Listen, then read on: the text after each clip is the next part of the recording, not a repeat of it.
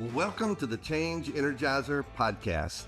This is a show where leaders are dropped into the hot seat to open up about high-stake wins and reveal the trust X factor behind their triumphs. I'm your host, Scott Carley, the Trust Energizer. I believe the confidence people have in the way you show up, your character and expertise is the real game changer. When trust is high, teams don't just perform, they pull off legendary Super Bowl wins. Today our guest is Dillon Zwick from Meadowlark Advisors, and you call him when your business is struggling with finance or management issues. Dillon, welcome to the show. Scott, thanks for having me. Excited to be here. Yeah, man, it's been great to get to meet you through Provisors, and we've kind of run into each other several times. So, man, I'm glad to have you here today. Me as well. So tell the audience what you do and who you serve. Yeah, I'm Dillon Zwick with Meadowlark Advisors. We are a boutique turnaround management consultancy. So we work with companies experiencing distress. So that's companies with cash flow issues that are concerned about making payroll, or it's companies that have been impacted by tariffs and the trade war. We come in as interim executives, be it a chief restructuring officer, or even an interim CEO. Well, we help companies work through their issues. So people can feel confident that whatever the outcome may be, it's going to be the best possible choice. Okay, so what size of companies does that range from? Our companies are anywhere from 10 million revenue up to $500 million in revenue. We work all over the United States. And while we're industry agnostic, we spend a lot of time working with healthcare companies, energy companies, trucking companies, and the like. That's a big range. So sounds like a lot of the people in our audience could, if they're stuck, they could come to you for help.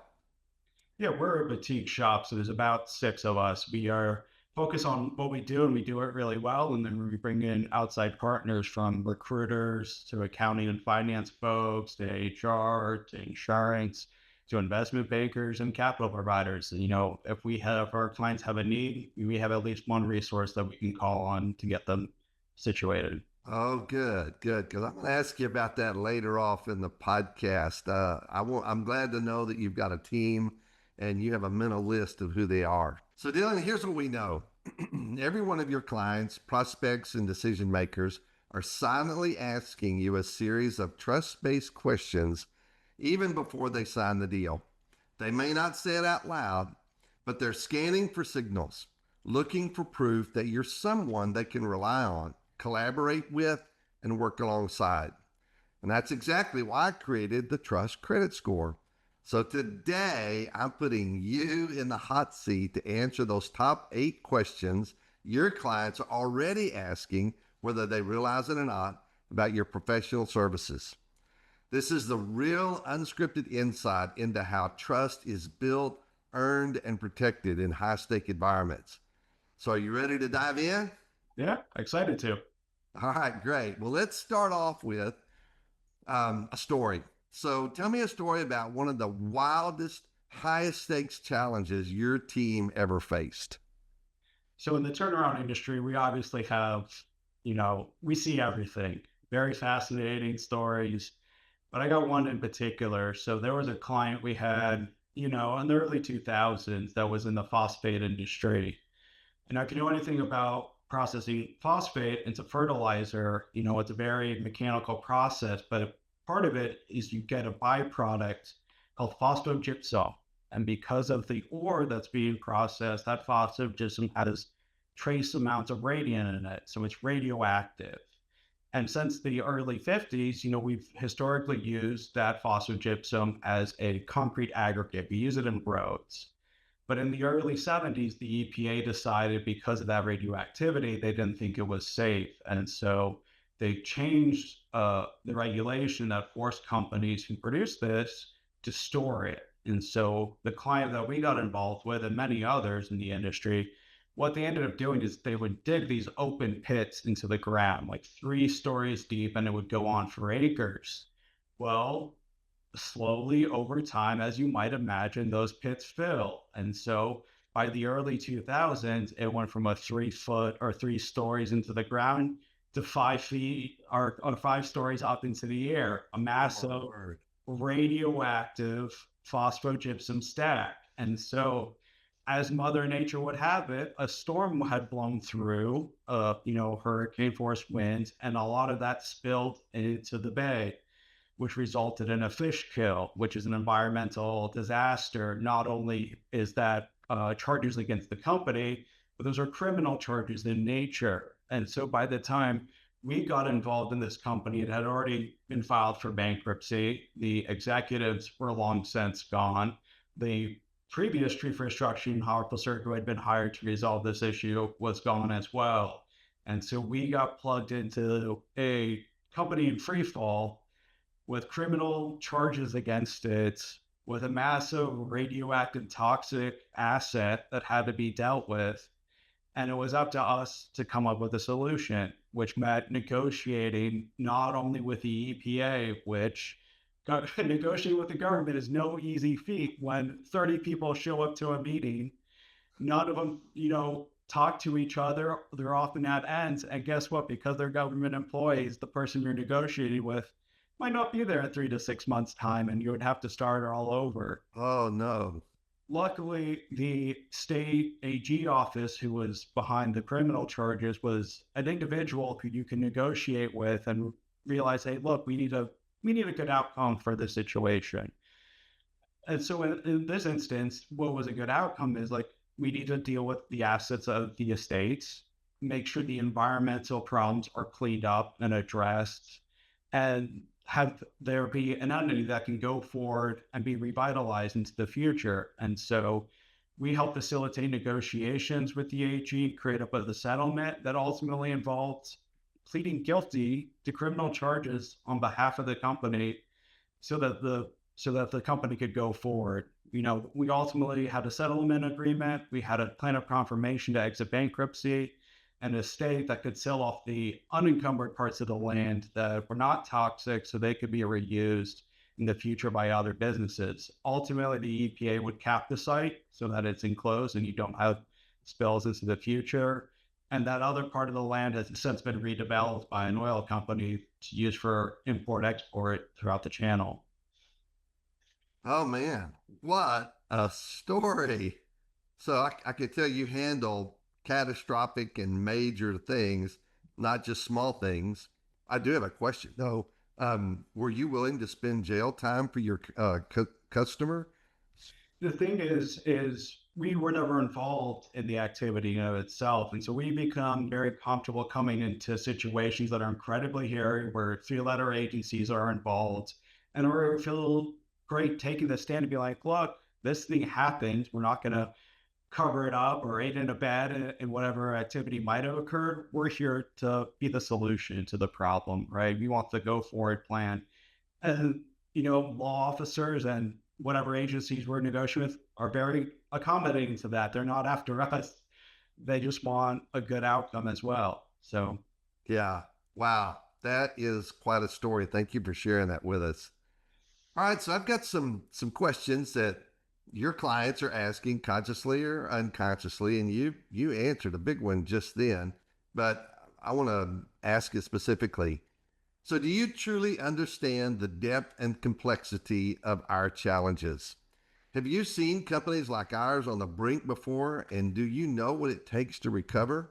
well, I would tell them, well, look, we've been doing this for a very long time. The partners at Meadowlark have been doing management consultancy from the early 90s. I'm originally doing Lean Six Sigma implementations for Fortune 100 companies before getting into the turnaround industry in the early 2000s. We pretty much seen everything under the sun at this point, from trucking companies to entertainment industry with celebrities, all the way through manufacturing. Our work has been featured in industry publications like the Turnaround Management Association and the American Bankruptcy Institute. We've been featured in regional outlets like the Dallas Morning News and the Austin Business Journal. And we've even been featured in the outlets of Bloomberg. Me personally, I joined the firm about 8 years ago. And since that time, I've been published several times in the Journal of Corporate Renewal, covering the agricultural industry, the energy industry, and in August, I'll be published for a third time covering macroeconomics and the future of the U.S. economy. Wow. So what I'm hearing from you is, yes, you do understand the complexity, and that you are continually upgrading your understanding about what's going on out there, so you'll know what's happening. Is that right? Yeah. I love that. I love that. Okay, so the next one goes to motives. And, my book, the Trust Credit Score, or Can I Trust You, has these 5 areas. And so motives is one of them. And so the second question your clients are asking, are you motivated to help us survive and thrive? Or are you just chasing a big win for your portfolio? In other words, are you committed to our success or just adding another turnaround case study to your website? Yeah, that's a great question. Oftentimes we're working with entrepreneurs, and they are some of the most creative and resourceful people you'll ever meet. They made their careers either ignoring people's advice or going directly against people's advice. And that's what made them successful throughout their careers. And so when things become distressed and they begin talking to us, it's a very difficult decision for people to be able to make. A lot's at stake there, both personally and professionally. We're talking about people's salaries, their careers, their livelihoods, their families in all these situations. And so when we're having these initial conversations with entrepreneurs, we're trying to identify what's affecting them personally as long as the business itself. And so there's various things we want to bring to the forefront. Right, like are there personal guarantees on loans that need to be addressed that could potentially survive a turnaround or restructuring process? There's other things like payroll taxes or accumulated wages. Well, they pierce the corporate veil, right? That could be personal liability for the executives in charge. And then Wow. in a bankruptcy situation or distress situation, there's this technical term. It's called the zone of insolvency. And so what it basically means is that at a certain point in time when a company become distressed, the owners or operators know that things are going to be okay. And at that point in time, something actually shifts legally. So people's fiduciary duties who were just to their stakeholders or shareholders extend beyond that. Now it extends to their creditors as well. So they can't do something in favor of a particular creditor. They can't, take all the funds out of the business to personally enrich themselves.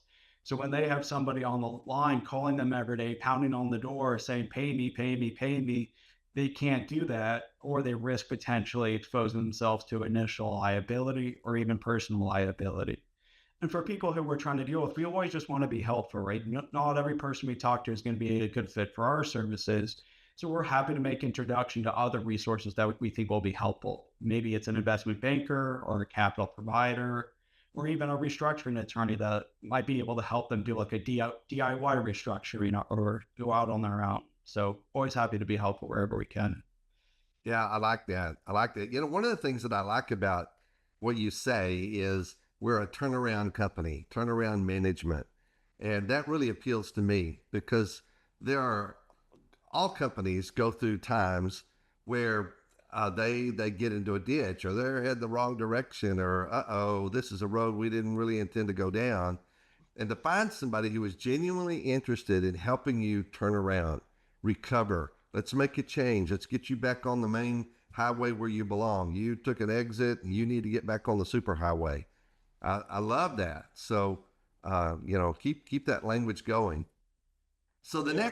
the next question that kind of comes to my mind is, as a client, will you tell us the brutal, unvarnished truth, even when it's uncomfortable? In other words, are you ready to challenge a leadership team and surface hard realities? Yeah. At Meadowlark, we have three core values: be creative, capable, and candid. So we always want to be upfront, telling the truth, the hard truths, even early on in the situation.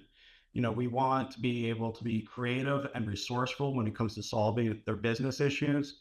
And then we want to be empathetic and candid when it comes to the personal side of things and what we all have at stake in the situation. Yeah, you just have to be able to tell the brutal truths. And your baby's ugly. I mean, your your baby's real ugly, and we're gonna have to do some major things with your baby to keep this baby alive.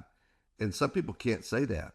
Some people can't do that, and that's a reality that we have to face. And I love that you have those three core values in your organization that help you know this is part of what we do. It's the hard truths and the realities. I like that. Yep. So there's another thing. Boy, sometimes these things get emotional really quick. And can you communicate with calm confidence under pressure and keep the team aligned? In other words, will you help bring stability and clarify uh, a shaken workforce and a leadership team to help them stay on track? Yeah, you have this amazing line in your book that silence doesn't fix trust issues, it compounds them. When we're in a distress situation, we want everyone to be on board, which means telling them as much as we possibly can about the current situation, the crisis, and with the turnaround plan. It's only by being candid with all the stakeholders that people feel empowered and can be aligned with enacting whatever the plan will be. When you don't tell the truth, what ends up happening is that rumors will fill the void, and those rumors are always worst case situations and catastrophizing, and that's much worse than just telling the truth about what's going on. Yeah, I have a saying, well, we've heard for years, no news is good news. And there's nothing true about that. When there's no news, the human brain has a tendency to start going down the toilet, and they start, their apprehensions or concerns, and they'll come up with a case study that is worse than anybody could imagine. So it's important to share news and to talk to people about what's going on. Would you agree? Oh, 100%. The more informed people can be, the more empowered they are to enact change. Yeah, I believe that as well. So, Dillon, do you have a proven track record of turning companies like ours around? I mean, what success stories and case studies can you show that prove that you know how to save, stabilize, and grow a company? Yeah, our website is filled with success stories about different situations, either performing something as simple as an assessment, where we're there for a couple of weeks to provide what the turnaround might be, to doing performance improvement projects to get companies back to profitability. Other instances, we're doing a debt restructuring that can be in court or out of court, through a bankruptcy process or not. Other times it's helping facilitate a sale. And unfortunately, from time to time, companies need to be wound down and helping in those situations. But regardless of what the outcome might be, stakeholders will always know the solution is going to be the best possible one for their given situation.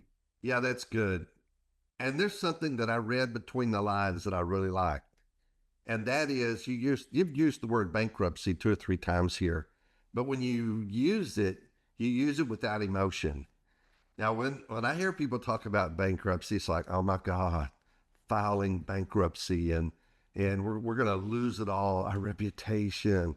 And I don't hear any of that because what I feel, what I see, the vibe that you're sending is that you know how to handle that. That's not the end of the world, and you know how to take somebody into and through bankruptcy. And I like that. Do you sense that as well? Yeah, I mean, the common parlance for bankruptcy is that it's a very scary thing. There's a lot of emotion wrapped about it. People feel like that might be a sense of failure. But to us, it's just a tool. It's a tool in the toolkit. It's very powerful. It's also very expensive. So ideally, we always try to keep businesses outside of bankruptcy, but there's no problem reaching for that tool. As much anxieties that people might have about it, it's never as bad as people think. Their reputations are still intact. There's very famous entrepreneurs have gone through bankruptcy and come out better on the other side.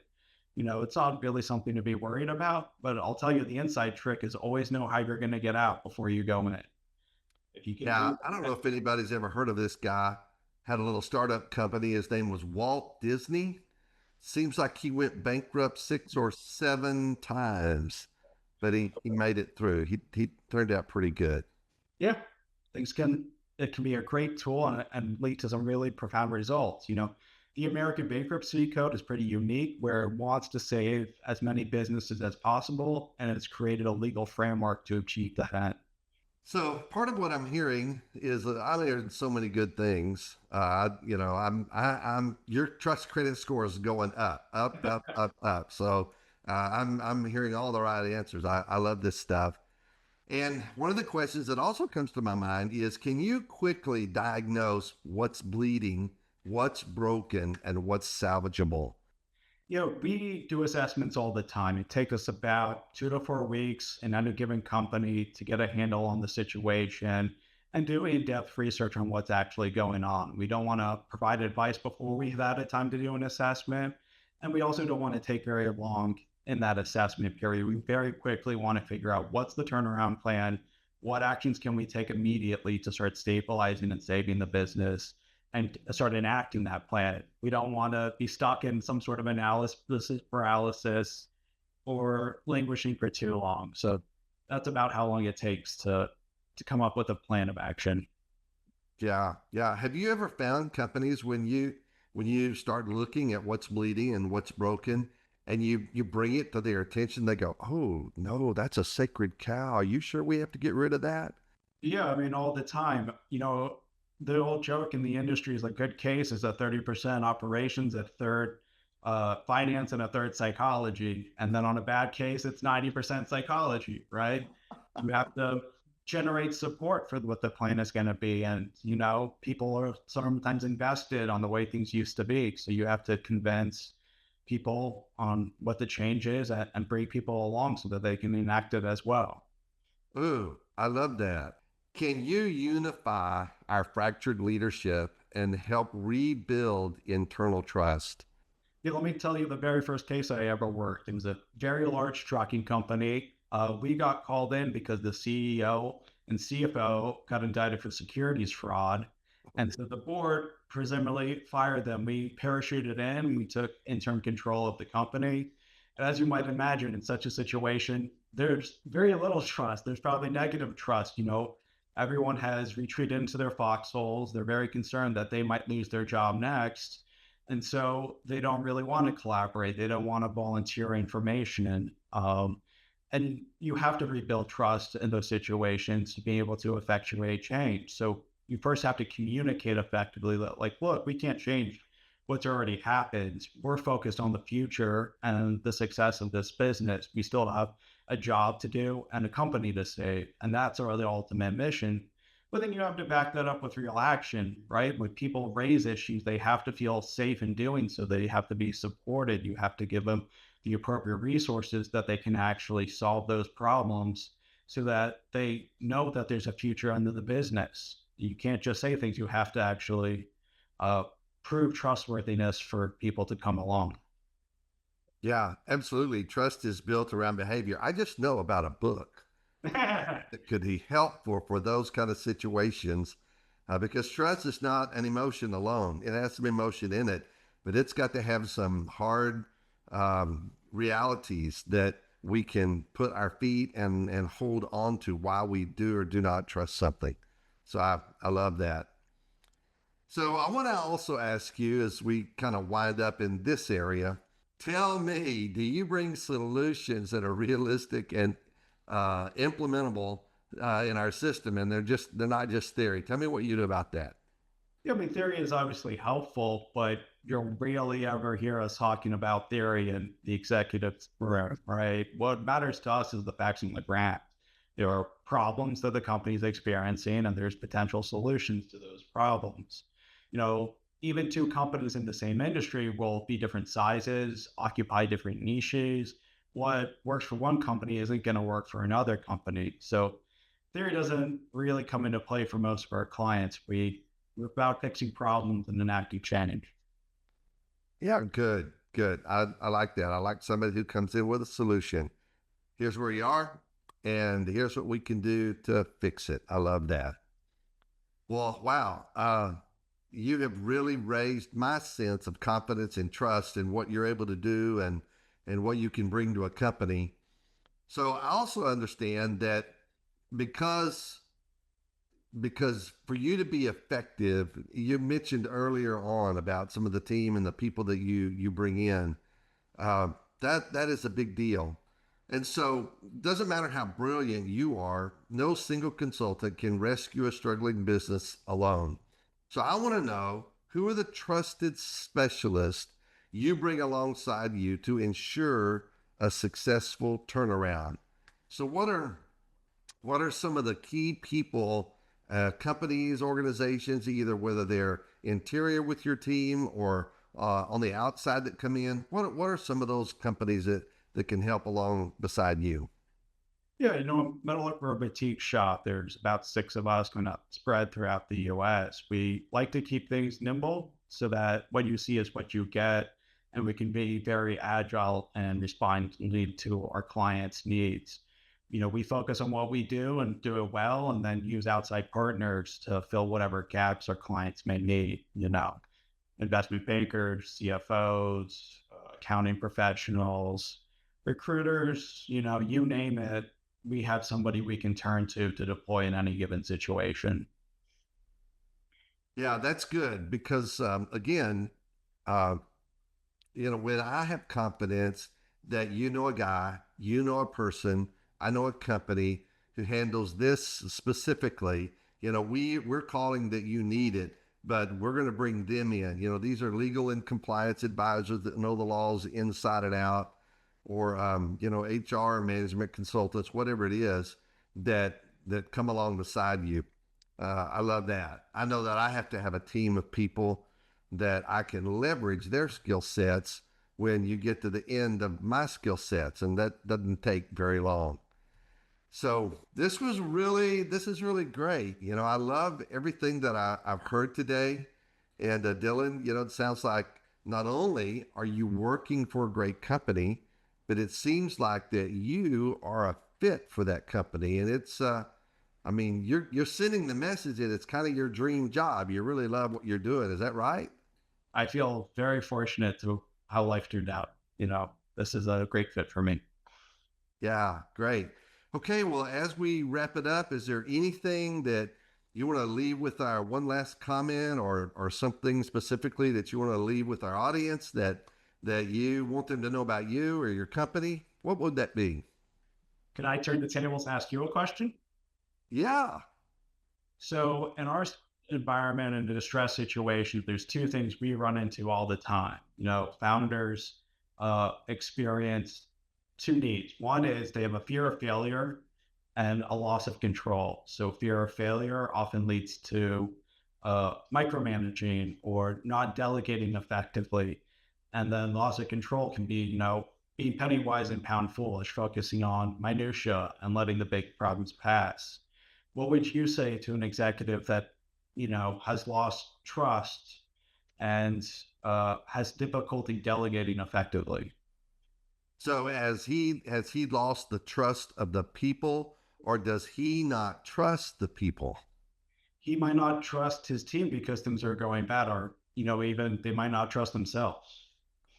Okay, so anytime somebody is in a place where they they don't trust themselves, first thing that I would say is, let's go look at your track record. Let's go take a look back and let's see what things you've done right. And almost always there are milestones and markers where they made right decisions and they did a good job and there was success from that. And so I'd send them back into their past and let's see what good things that you have done where you did make right decisions.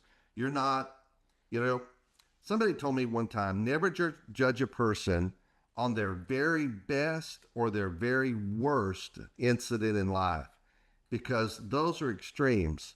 And usually we are a person that's somewhere in the middle of those.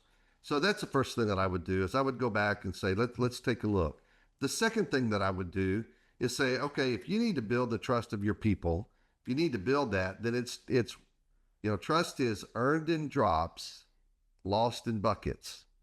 So let's find some specific things, small things that you can do that incrementally will repair and rebuild trust. And those drops begin to add up. One of my mentors said, you can't talk yourself out of a problem that you have behaved yourself into.